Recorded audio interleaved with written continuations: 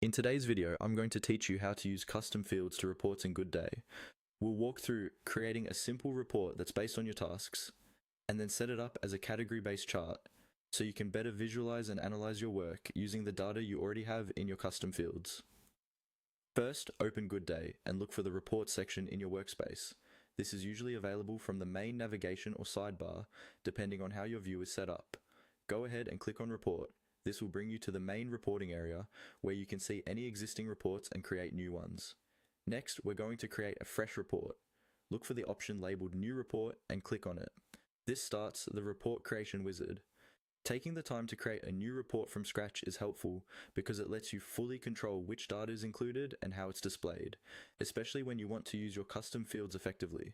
Now you'll be asked what type of data you want this report to be based on. In this case, we want to focus on tasks, so click on Tasks.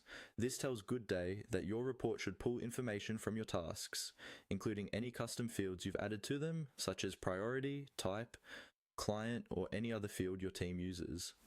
Once tasks are selected, we're going to choose the visual style of the report. To make it easier to analyze data from custom fields, a chart that groups information by category works really well. Click on Category-Based Chart. This type of chart will allow you to group tasks by categories that can come from system fields or from your custom fields, depending on how your project is set up. After choosing the category-based chart, look for the option to submit your selections. Click on Submit. This confirms your basic settings and tells Goodday to move on to the detailed configuration of your report. From here, simply follow the on-screen prompts. Goodday will guide you through selecting the specific data sources, choosing which projects or folders to include, and then picking the exact fields and custom fields you want to show in the report. Take a moment to select the category field you care about most.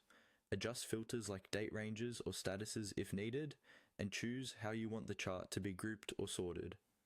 When you finish the prompts, your custom field-based report will be ready, and you will be able to quickly see insights drawn from the data you've already been capturing in Goodday.